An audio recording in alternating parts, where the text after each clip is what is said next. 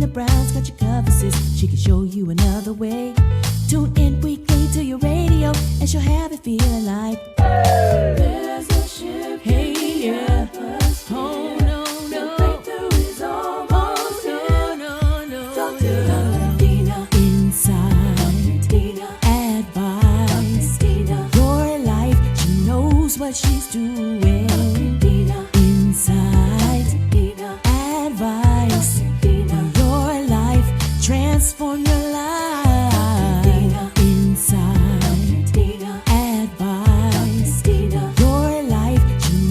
What she's doing. Dina. Insight. Dina. Advice. Dina. Your life, transform your life. Welcome to Walking Through Glass, the podcast with your host, Dr. Dina C. Brown. And today we have an extraordinary conscious conversation with you and for you, and I am going to allow my amazing guest to introduce herself and give you a little bit about who she is, what she does, and what is happening, really just what's the 411. All right, take it away. Hi, this is Nefertari Kirkman-Bey. I am a government attorney and arts advocate and arts lover, as well as a mom and a wife, and just happy to be here and happy to have a chat with you today.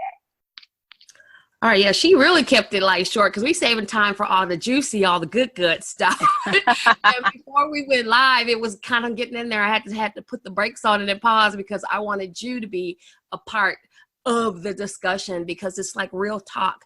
We are real women, and we need to have these real conscious conversations about what life is truly authentically like for us as we walk through the glass, because it's not getting those positions that we have, and we can do those things. We have that sense of strength and fortitude, those of us that really have that tenacity to get that job, get that corner office, get that promotion. But once we're sitting there in that space, that inner bully, the self-talk that we do, what we're saying to ourselves in the quiet moments, how we're responding or more like reacting to the little snips and snipes that come at us throughout the day, that's what walking through the glass is about. And that's really that space we kind of need to start doing that inner work so that we are clear, we are confident, we are consistent the way that we show up, in spite of everything that's going on around us. And so today, and oh my gosh, the title, the concept, the flow, the beginning, and the energy,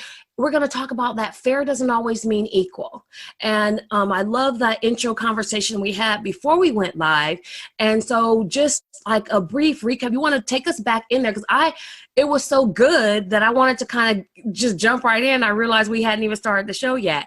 So can you let's rewind the tape a little bit and take us back, take all our listeners back to that point as you were sharing that, who you are, what you get to do, and how your professional life is impacted by how you are supported.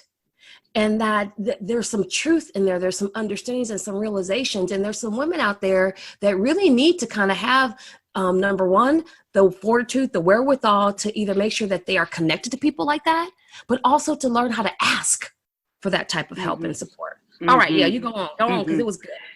Yeah, we were really just kind of zoning in on something that I've been thinking about for a while, and it's just my ability to perform as a professional woman, being very much so dependent on my support system, but even more specifically, my husband and who you marry, right? And I think sometimes when we are looking for our mates, and when we're looking for people that we want to spend the rest of our lives with, we don't necessarily walk through the steps of, well, in 5 years when I want to get a promotion, or if I want to change a city, or if I want to change careers altogether, is he the type of person to support those types of things and those types of dreams?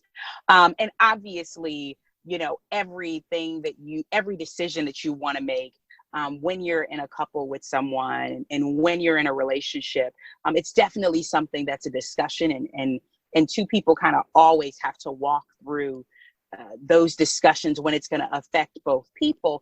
But I do know that there are instances and situations where you could literally be in a relationship with someone, and you can literally be in some form of partnership with someone, and they outright don't really support any of your professional dreams or your professional goals.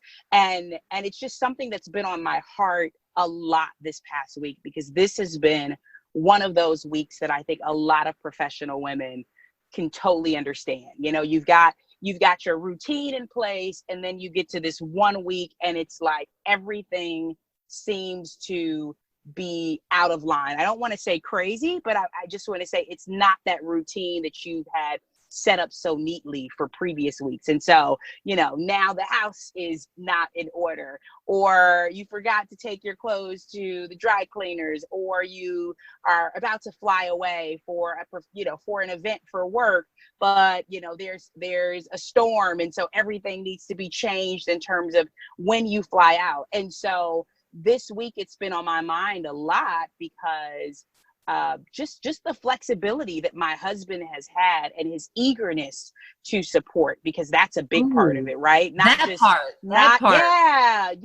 just supporting, but there's something about folks that are like, I've got you. Like, no, I've really got you. For a matter of fact, you didn't even think about this, and I already took care of it for you. And that's huge. And I think one of the things we talked about, you know, before we kind of started and we started recording, is the fact that I want to be very clear that my husband is not perfect. And because I don't want to come across as one of those women, because they do exist, where they're just like, oh my gosh, you know, he's amazing and he's perfect all the time. I can't, you know, that's not that would not be me being my authentic self, right? But I can say, but I can say that he's great, and he supports me. And with regards to this professional space, I am able to do so much, and even dream so much further, because I know that the support is real. There are dreams and things that I can think about doing that I've never thought about doing, because I know I have someone who is willing to really take up the percentage of parenthood that he put into that baby DNA wise, right? So right, like, it's not on the baby. I need you to go half on the raising, right? I know, because we've seen that before, where it's like you went half on the baby, but you're doing 10% of the work, and that is not scientifically equivalent to how this baby came to be. And so it's just funny. It's just a real thing. And it's something I've been thinking about. And, you know, I mentioned before that it's something that I know a lot of books have kind of talked about. Particularly, I know Sheryl Sandberg talked about it in Lean In.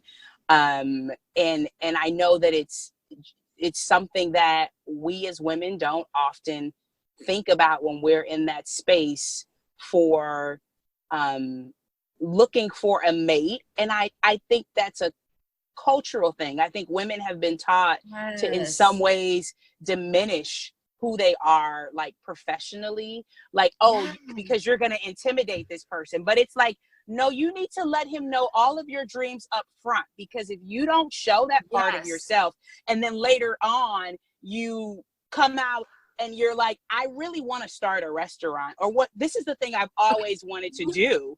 You know, you can't be surprised that he's not willing to support, because you were never upfront about your ambition and about your dreams, and about your professional aspirations. Yeah. There's two parts to that, because as you grow and you unlock that's what's kind of burning inside of you, because you have a greater sense of awareness that you will change and shift, and sometimes that's things that are greater. That's one part. But I love what you said, is that when I would like to say, a mature woman. 49 plus tax and gratuity, but I'd like to say a mature woman, is that and I've been married before, I've been married twice, and I've been divorced, twice. And each and every time, I did not, well, the second time was a little bit different, but the first time, I knew that we weren't in an alignment of where our dreams were. And I used to always say it, and I joked about it. And so what you're talking about is about really sticking to that. Yes, you like the person, you love them as a friend. And I think about it later that, well, he should have probably just been my best friend, you know? And so instead of being my husband, because I, since a very little girl, always have dreamt big. And I've loved to share those big dreams. And people would say, give me the side eye or whatever else. And, you know, I'm sure it impacted me, you know, in my psychological DNA someplace at different times when I hit roadblocks. But as a whole, I've been very vocal about my passions, my dreams. And as I've grown into this new alignment and understanding and my maturity of what those dreams look like in my now, it's important to have the people that are lined up, because my first husband, I used to always say, I want to have, you know, a villa in Tuscany. That's my retirement home, and another one in Ireland. I want to kind of be able to, and he was like, I'm North Carolina on the Lake Creek with a fishing boat. And I was like, okay, how about Virginia, Chesapeake Bay with a little yacht? Okay, no, I'm the watering hole. You know what I mean? It was that way the whole time. And so as I continued to grow and to stretch, and I didn't understand for him because I worked my butt off and paid for my way through school. And he had parents who paid for all of their kids to go to college. Wow. And he chose, and he started and decided he didn't want to. And he was the youngest. So he had parents that literally could afford to pay for their kids to go to college, and he didn't want to. And I was like, what? Like, what? You know, and he did it in his career. And I was like, okay, so what do you want to do with your, you know, how do we want to up level what you do?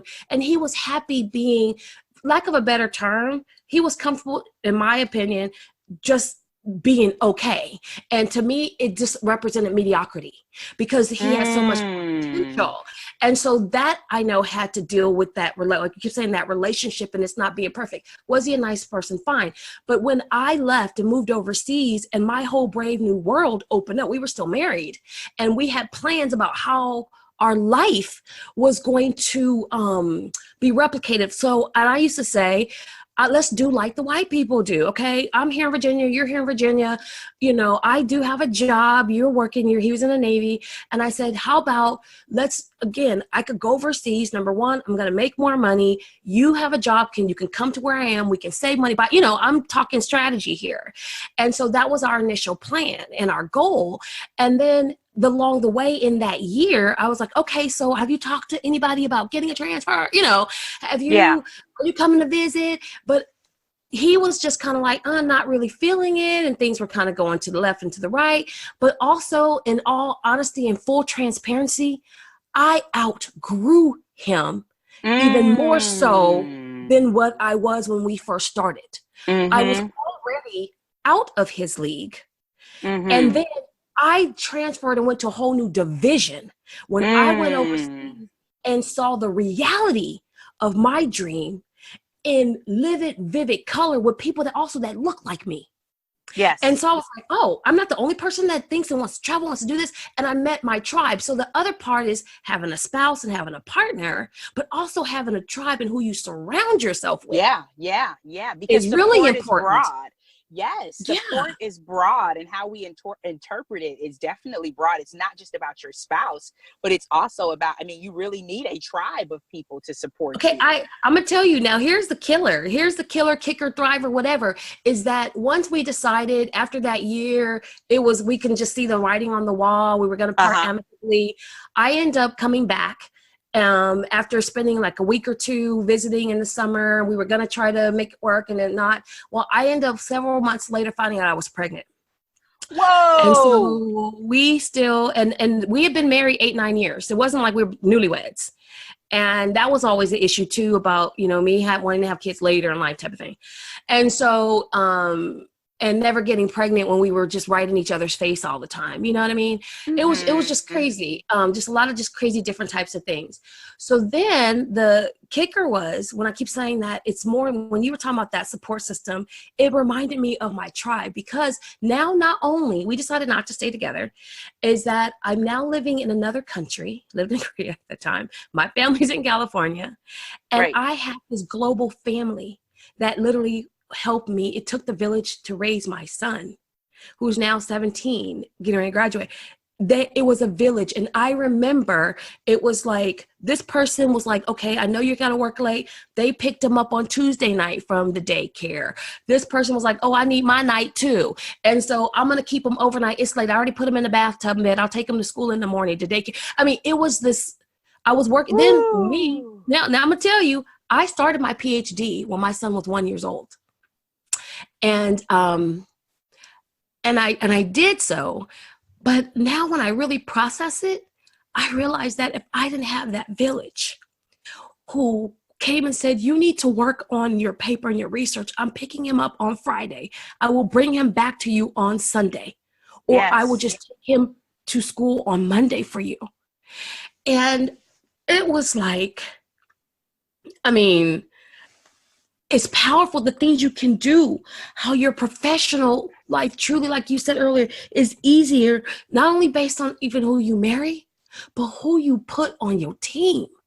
And it doesn't always have to, and their willingness. And when I say put on your team, I'm talking about your choice team that you're picking. These are not people sitting on the sidelines and they're hoping to get a draft and they got traded.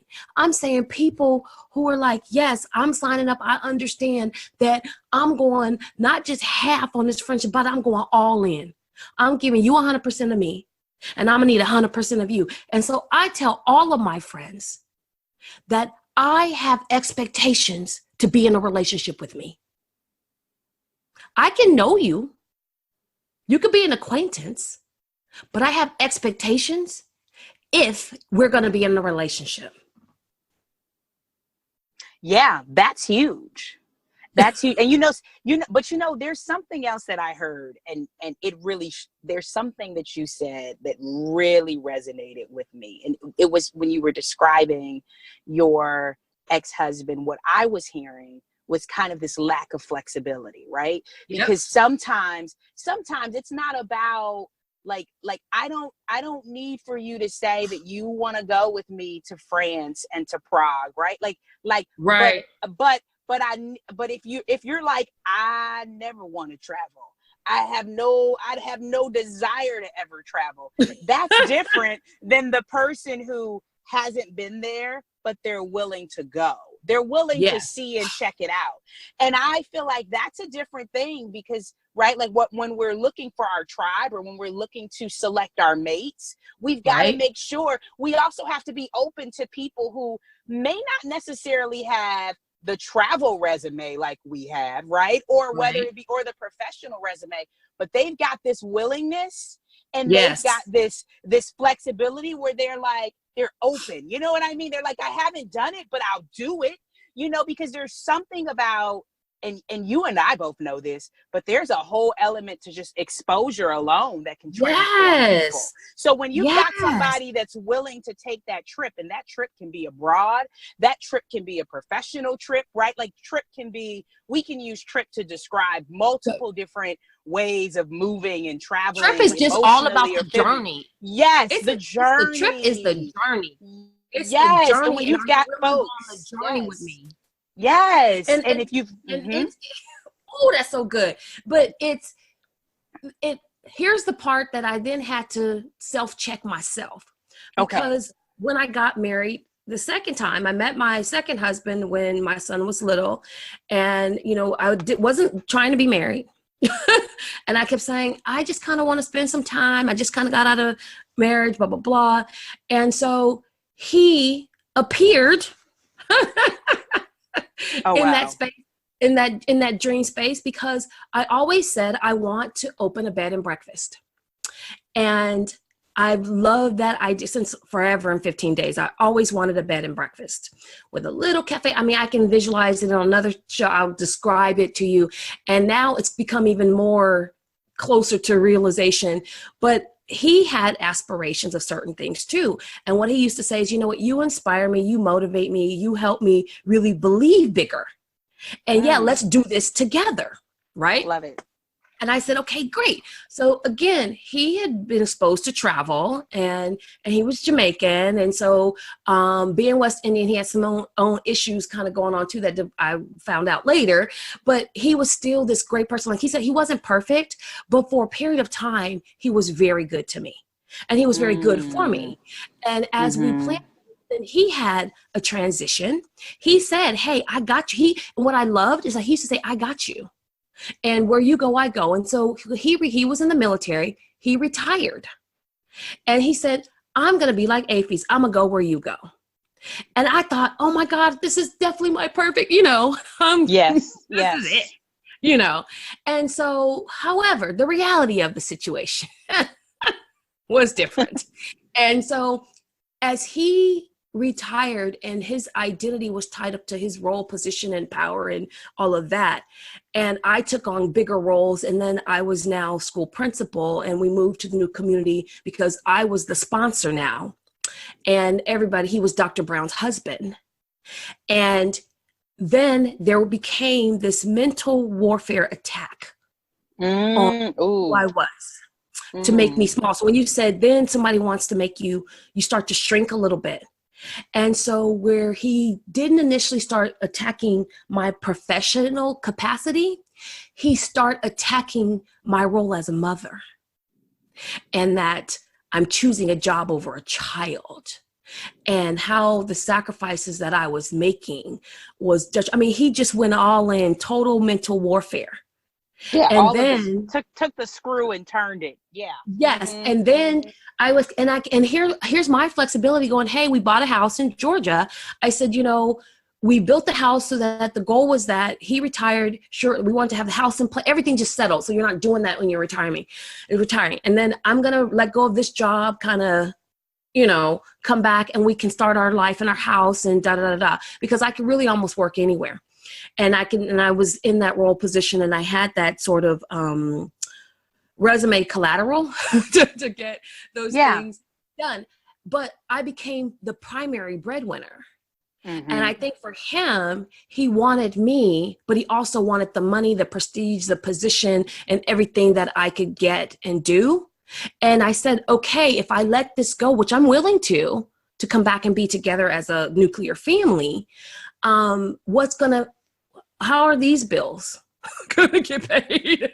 What's gonna happen? That's a hard one. You know what? And I'm going to go out. I'm going to say something that I'm just going to say it. I don't say think it. I do not think that many men can deal with that.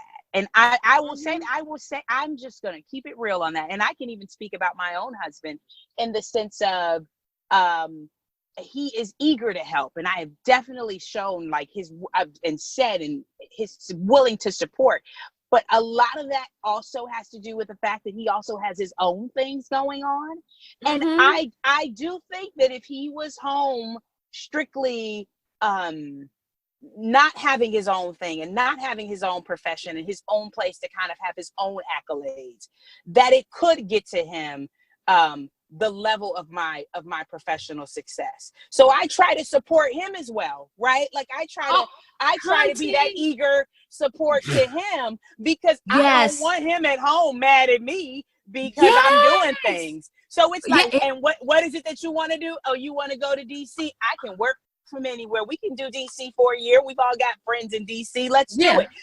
I'm down for reciprocating it. Because, and I'm just being honest with you, because I've got brothers, I've got a dad, and I kind of grew up in that type of household. My father, amazing, consummate artist and musician, was one of the first, he's older, was one of the first African Americans to graduate from the Arts Institute of Chicago. My mother, a physician.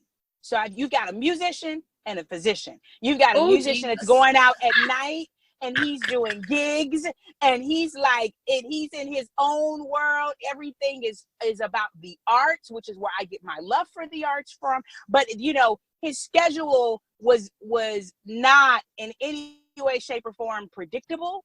But he was also the one to make the school lunch for me and walk me to school. So I want to be very clear about how he poured his love and his passions into me. But I, at a very young age, could see that there was always this constant struggle between the two of them. And a lot of it had to do with the fact that my dad, even with him being at the height of his success, his earning his earning potential could not match that of my mom's, right? Because he was very much so on the ground artist, on the ground, musician. And so, yeah, he might have a good year or two, right? Where like his art was being shown, a lot of things were being sold. He was booking a lot of festivals, but then there may also be another 4-year stretch where he wasn't dealing with that many gigs, right? And so I saw it growing up, and I think that I don't think a lot of men can really deal with long-term seeing a woman have a level of success without them feeling like they also have a level of success too, and their own thing going on that's consistent. Okay, it got even better. It got better, Hunty, because he was a chef, not formally trained, but he was a chef. And I helped Those are the best chefs. Those are the best chefs. I mean, the ones that aren't formally trained. I'm just saying. And he worked in service. He had a degree in hospitality management. I mean, he worked in the field, but he didn't go to Cordon Bleu. So I even said, hey, as a graduate, a retirement present, I'll pay for you to go to school. I mean, he had JIB, he didn't have to, but I said, you want to go spend a week with studying in some chefs? Let me make that a gift to you. When he turned 50, I bought him a Harley. And you're great. You were great. Okay. I got the Harley back in the settlement because the smart thing was I never took it out my name. Thank God I didn't. But anyway, so it was like it was crazy because I said he used to make these seasonings, which were phenomenal. I mean, blow you away. And I said, hey, this is the marketing business person. This is how I am concrete abstract. I'm a high creative, but I'm very structured and driven in that whole developmental space. I'm a creator and I love to create. So I said, hey, this is a complete business. And so helped him kind of get that started, named the company, formed a business, literally.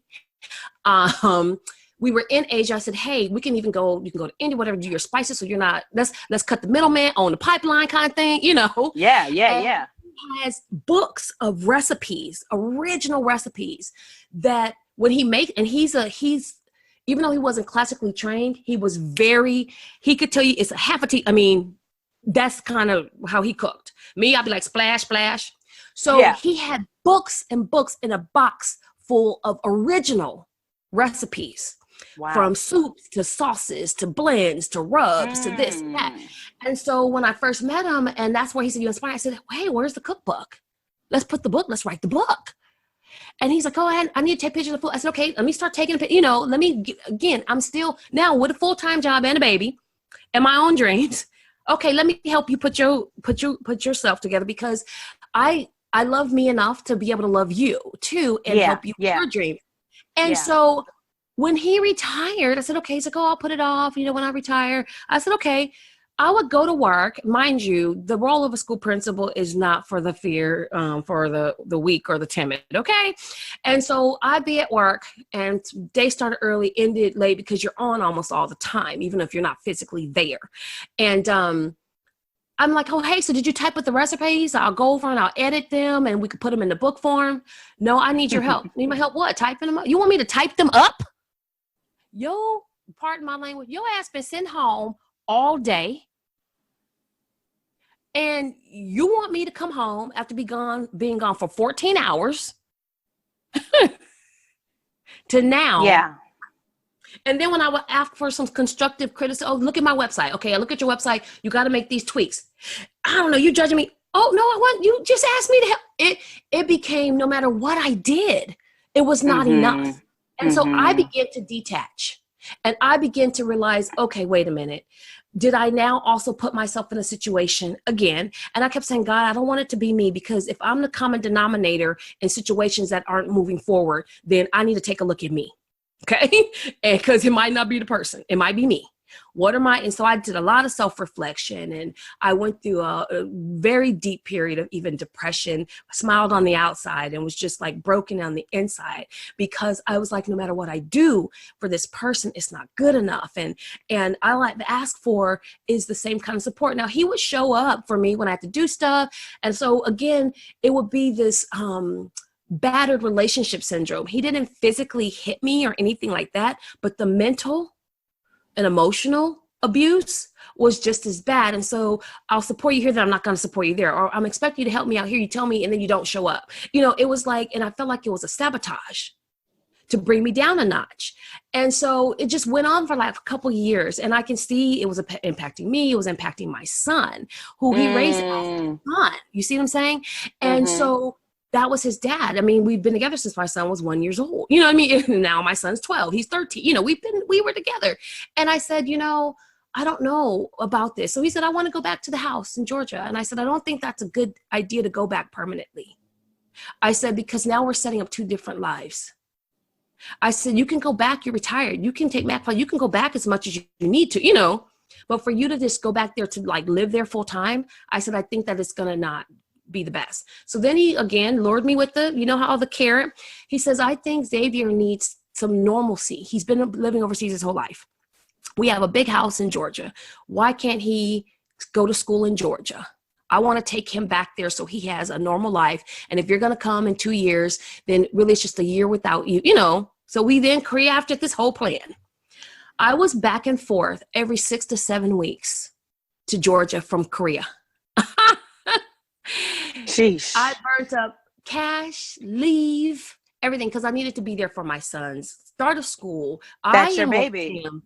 I enrolled him in football camp. I paid for the camp. I was financing this venture. However, the story that was being told and being shared and being publicly made was that I was gallivanting around internationally doing my own thing, and I had left him to care for my son and babysit. I don't send the money. He's trying to do everything on his own. And so who was creating that narrative though? Like who was creating? Oh, he was. Oh yeah, that's horrible. Right. Oh, he was. Himself. And okay. Okay. Well, he created the narrative. And I found out because at the time, my best friend, who's now since passed, was married to his best friend. And my sister, who was good friends with our neighbor next door, who's also good friends with him. And so it was like, I'd come home and, again, how favor just kind of keeps you aware. And so when those individuals said something about me to my siblings and to my best friend about, you need to get your girl because she's and they're like, what? Yeah. That's not her. Oh, yes, it is. That's not her. And I said, because you can lie about me about a lot of things that could be believable. But what you damn sure can't do is say that I don't take care of my child. Oh my gosh. That would be something that like people would stop you in your tracks if it came to me too. Listen, that's what stopped them. I know. It's so interesting because somebody said the other day, they were like, you're like a tiger mom. I said, no, I am an African lioness mom. Let's be very clear about this. Yeah. Yeah.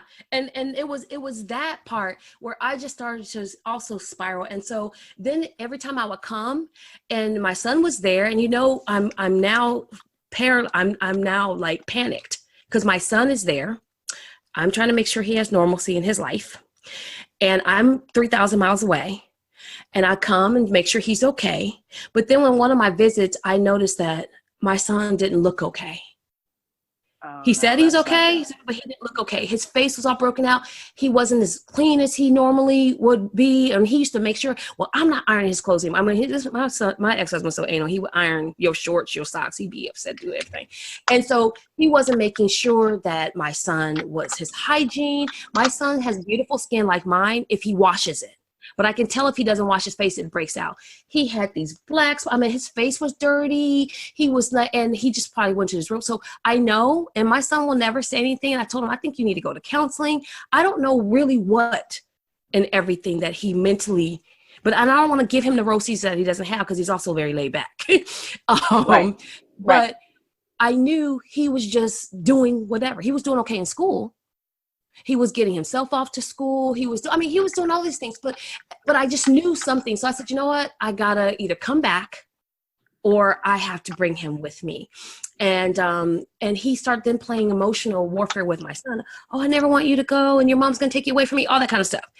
And one of the craziest things right before I could get back to get him is that he had a family member die in New York.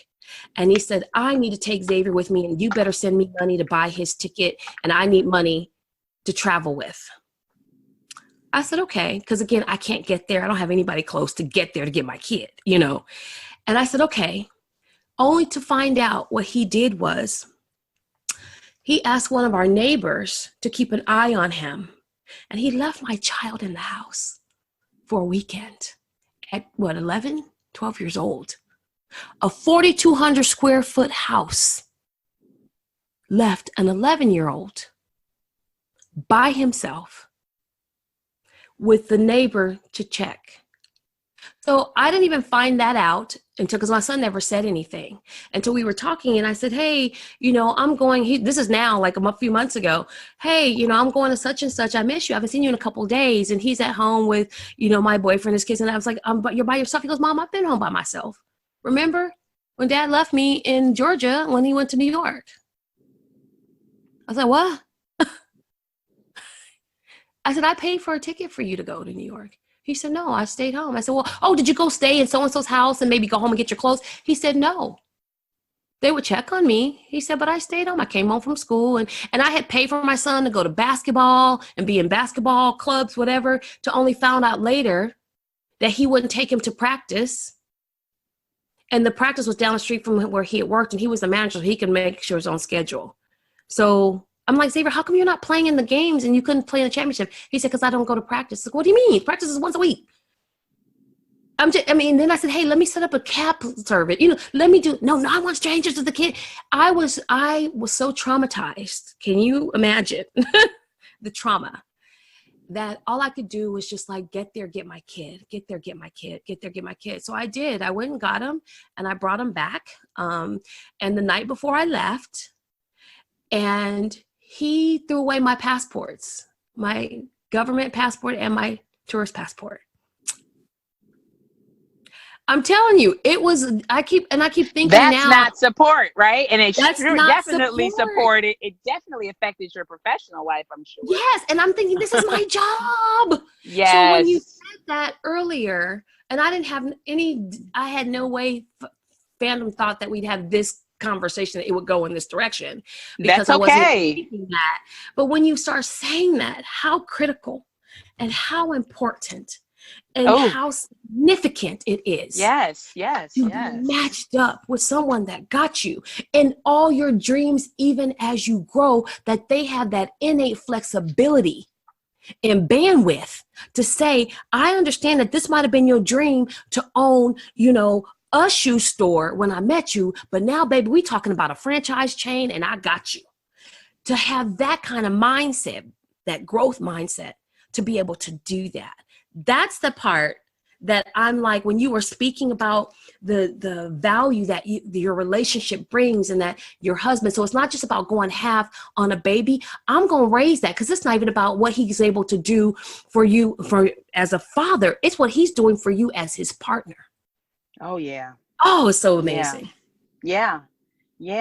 And you know, I'll even be more transparent. So we went and oh man, this is one of the best things we've ever done.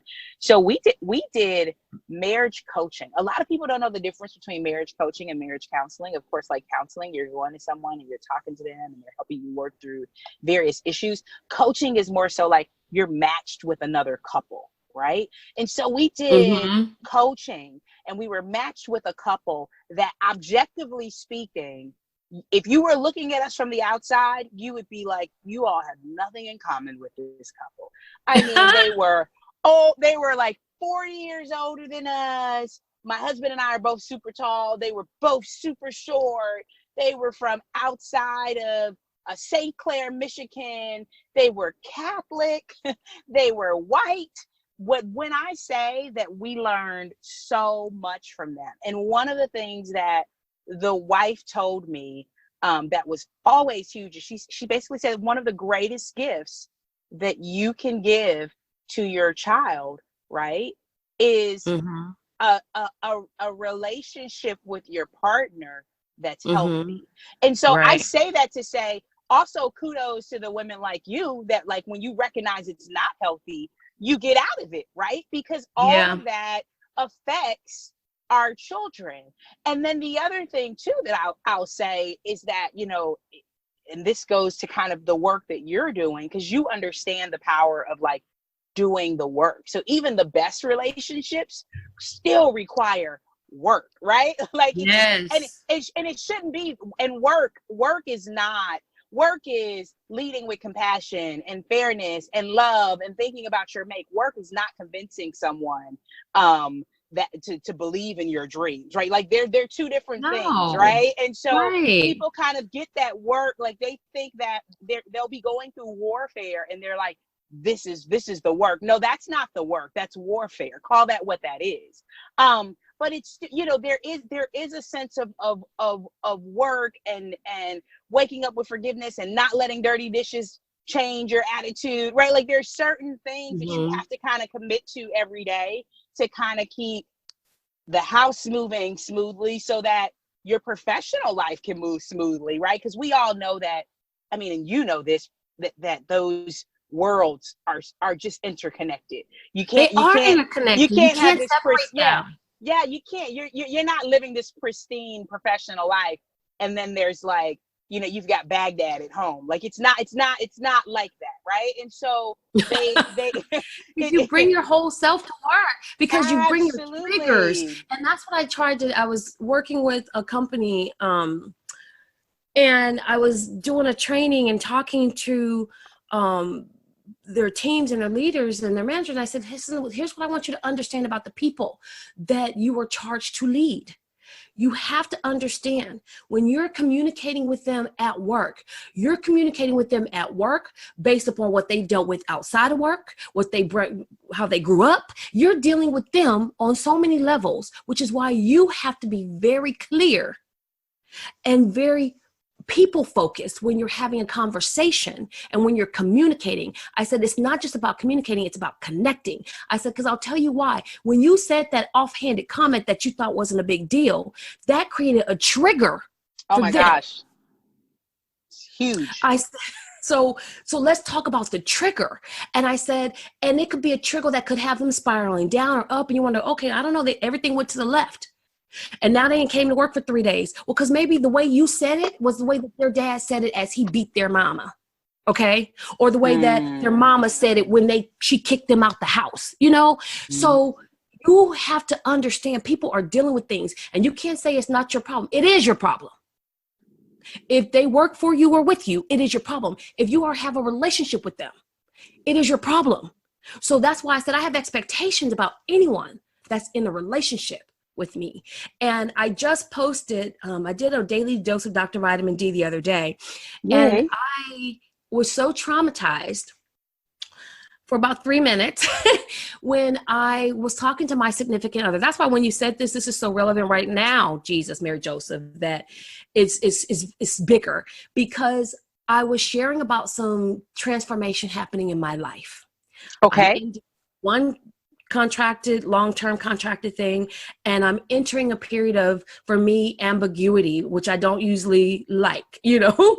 Right. Personality style is that, okay, so I have a new normal that is 100% aligned to my purpose. It's not like I'm doing something like it is so clear. So I'm having to just really have a really solid faith walk and leap and know that God will make it. He's already set it up. He said, I just need you to move and do it. So I spend a lot of time being present because he said, just be still and be present. Don't try to fix it, plan it out, strategize it out, 3 months, 6 months, 2 year, map it out like you do. Because then you be all in my mix. Just be still and know that I am God. 29, Jeremiah 29:11. That's tattooed across everything. Everything I love is that. So I was sharing with them that I'm nervous, but I'm really excited. And that because the individual or the team that I work with and the leadership structure of the people within that environment, it gets very toxic and draining. And because of the work that I do with people, coaching, developing, and whatever else, the people are just so fragmented that when I'm finished through the day, I'm drained because I've given them everything and then some of what I got. And so I said to now have clarity to really work on the things I do. I'm, publishing actually an anthology coming up. I'm doing 10 Amazing Women. I'm open that up, doing an anthology that I've been working on. And then I'm also publishing my other 2 books in the next 6 months and doing a book tour next year. And so I said, now it gives me this mental space to really build my company and my product and my brand in true authenticity and focus, because right now my creativity is sometimes stifled because I'm tired at the end of the day. I'm cleansing time. So long story longer is that I was sitting there and I just said, hey, I'm so excited. And the very first task I want to do is get my home office organized. I have lots of clothes from when we moved that I need to get out of the way, get rid of, organize, do some stuff. I just want to get my house. I want to spend a week just putting everything in its right place in the house, which I haven't done. I picked at it here and there and I've got projects everywhere. And to me, it's cluttered and it's madness. And I can't thrive in that space. And, I just needed him to be joyous with me in that moment. Joyous with me. I didn't need you to check me, have a reality check. And so his first was like, I'm confused. I don't understand why you couldn't have just been doing that along the way. What? You didn't hear? You don't know. I said, okay. So then I said, I'm not understanding. I'm not saying I couldn't and I didn't. Okay. But here's what I mean. I said, I'm just really happy to have mental space, not to be, so I'm trying to rephrase it. Honey, I almost needed bail money. I might have to call and say, well, who do I know? Work for the attorney's office or something. Because he says to me, well, it's been 3 years. Are you really going to do all that? You hadn't done it before. Whoa. And tone is everything. I was like, he said, come on. I could see if it's been the first year. You've been getting everything organized and just perfect. And I could see if it had just been the first year, but it's going on year 3 and you haven't done all those things that you said you want to do to reorganize and get everything. So what's the difference really? You being home and not having to, said that. Wow. And all I was asking for at that moment was to have joy with me right now in this moment. And I said, what you didn't know is that I've already beat myself up about, oh my gosh, I didn't go finish that. Oh, this is not the way that I want it to look. I already beat myself up. I didn't need you to try to bring me down or put a notch in my peg or deflate an ego that I don't have. I was speaking purely about being happy and having joy and excitement in my current state of ambiguity and chaos, to finally being able to have some clarity, to not only just dream big, but to execute big. And so when you said when we started the conversation, and I know we're going to have part 2, it has to be like part 2. I'm like, and 3 and 3 and 3 and the 4. I think we just need our little weekly check-in. Is that when you said our professional lives are easier based on who you marry. Yeah. And you expanded it. You expanded it. You made it all about your entire support system. Yeah. My entire support system, that I've been doing a cleansing. Okay. I have been doing, usually the fall, the leaves shed. And I tell people that people don't realize that the growing season, the spirit of renewal, okay, I said, is in the fall. I said, when you have to shed all that dead weight, leaves, people, ideas, mindsets, situations that don't grow you, so that you can make room for the flow, the birth, the flourishing. And so when I look at my seasons and what season I'm currently in, it's not aligned to what the seasons are outside of us. I'm talking about my journey and my season. And I am in a shedding season. Yeah. And I've said it before that I'm not looking to be married again right now. And more importantly, I still also look at, if I do get married again, I have a whole wealth of knowledge and understandings. I've had a paradigm shift, new information about that. But I realized the fault when I was starting to mention it earlier, got sidetracked, is that I had to start looking at me. When I start looking at what's the central portion. So I realized I had to grow from the inside out. I had to do the work, because am I attracting these types of people to me?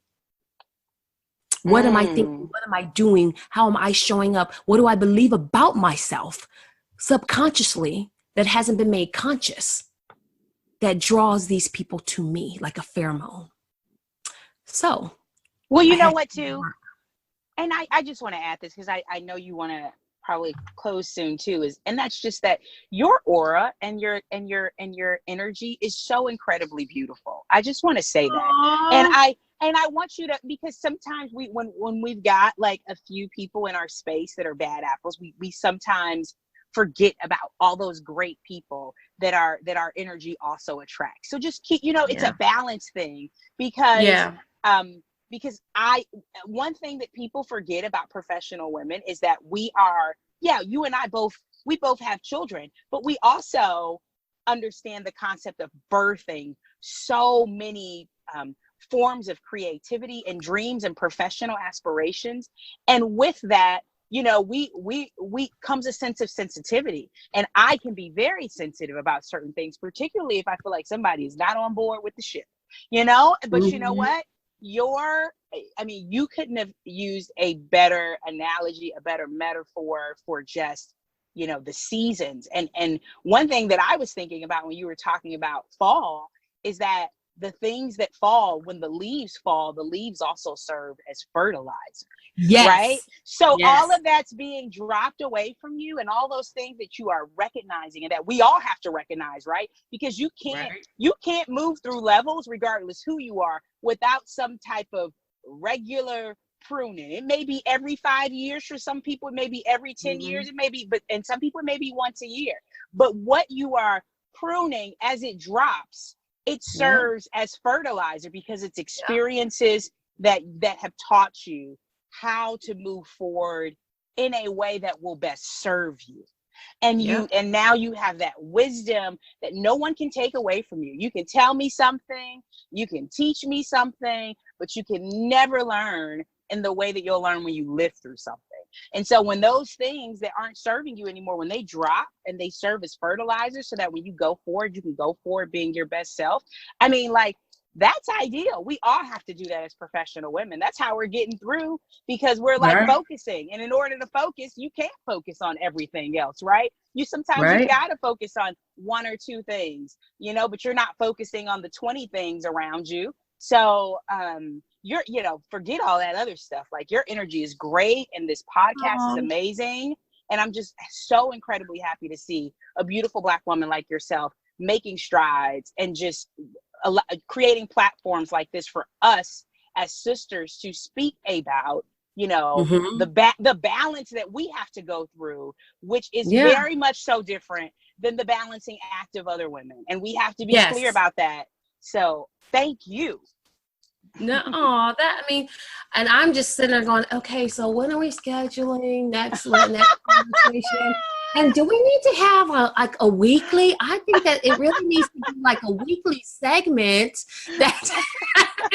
or, we might start a monthly segment, but I was like, oh my gosh, it's just so much, because there is such a breadth and your knowledge and your awareness and your scope. And what I love about you, and especially when I started to look into like, oh, let me just kind of Google and let me look LinkedIn. And I was just like, oh my gosh, she's my tribe. She's my people, because I love the, what people call, like, say, the logical, analytical aspect of the law. I was going to be a corporate attorney in my former life. I didn't, but I'm also high creative. I love the creation. I love art and music. And I said, oh, where do you usually find people who have this? Like, yes, because I can appreciate it, and have a love for it. Now, don't ask me to create it. I could, to the extent, to a certain level. But I said I do, but it doesn't take away.